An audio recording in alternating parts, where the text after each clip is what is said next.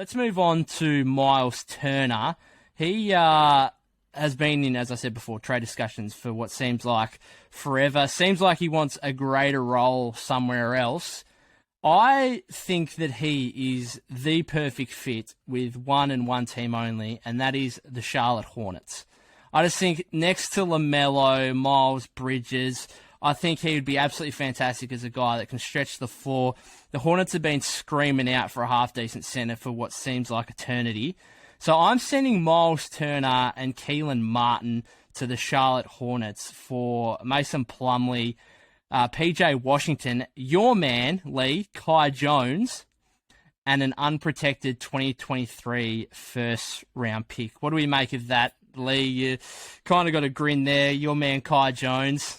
He's not getting much game time, which is fair enough as a young centre in the league. That's true, but me and Hayward actually had, in fact, the exact same trade for also Myles Turner going to Charlotte. We think, obviously, I think they're 29th defense or something, and they're Mason Plumlee. He's just not a serviceable type of centre. So we had PJ Washington, Mason Plumlee, James Bouknight, their lottery pick, and I reckon they'd have to also throw in another pick for next year to go over to the Indiana Pacers. You nodded your head there. Do you reckon that's overs, unders, just right? No, I think What do you reckon, I think that's about right. I think that's about right, and it just seems pretty straightforward, doesn't it? The Hornets have got enough young talent there to have the Pacers interested, and I think we all agree that Myles Turner to the Charlotte Hornets is the easiest fit for a player to go to another team that probably is in the league, to be totally honest. You've got a guy there who doesn't need the ball in his hands, that can just, on offense, sit out on the perimeter and shoot threes and have LaMelo and whatnot dishing out to him. And then on defense, as you spoke about, they are horrible defensively at the moment. They do not have a rim protector of any sorts. And he's basically top three and has been for the last couple of seasons in block shots and interior defense. So, I don't know. In terms of what percentage are we putting on this? I'd almost say he's like 50% chance to go to Charlotte. And like there's 29 other teams, but it just seems so obvious to me. I'd probably even go higher, but even like I reckon Pacers are even just as happy because obviously Brogdon, they can't trade Brogdon, but obviously they just signed him to the contract. But I think that in that backcourt, Brogdon's an incredibly smart NBA player, has a great point, and then Bouknight there next to him, Duarte is obviously there, so I think it makes sense for both teams, mate. And I'm just, you know, my love for LaMelo Ball and him with a true center, the modern center, I should say, actually, block shots, spread the floor, doesn't like hog the ball or anything like that. I think it's a great fit for both teams. Hayward, any thoughts?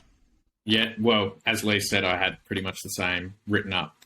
So yeah, I think it's a great for both teams, but I'm going to be a homer for a bit. I have a potential trade for Myles Turner to the Nets, which are a lot less likely to happen, but I don't mind it for both teams. And I'm pretty sure the contracts work as well. So my idea is Myles Turner and either TJ Warren or Karis LeVert, depending on if they view Karis as expendable, to the Nets for Kyrie, Cam Thomas, Day'Ron Sharpe, and the 2023 first-round pick swap, which the Nets have with Houston. And the idea there is they get a year of Kyrie, and if he goes, they've got a massive amount of space on to sign whomever. And if he plays, that's just an added bonus because he can play in Indiana. They don't have the vaccine mandate, so he would be able to play. And I know Indiana have always had, with their owner, who's an old man, have always had this idea that they want to get bums on seats. They want people to come watch them play basketball, and no one does that better than Kyrie Irving. I'm a little bit surprised, to be totally honest. I think you're a Brooklyn fan. I think that's overs, and maybe it's obviously because Kyrie's not playing. But if I was going to trade Kyrie, I think as well as Cam Thomas, who's been quite good, I'd want more than Myles Turner or TJ Warren / Karis LeVert. And to be totally honest, from an Indiana point of view, I don't think I'm doing it because I just don't think Kyrie would play. I just don't think he'd show up.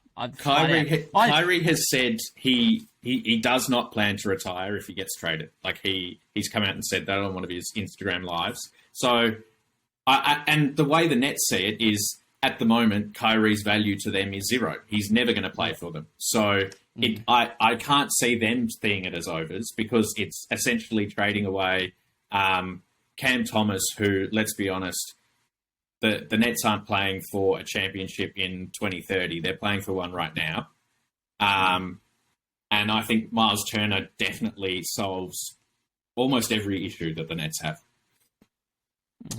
I want to go back to the Myles Turner comments, because I think the quote he mentioned that I'm nothing but a glorified role player in Indiana.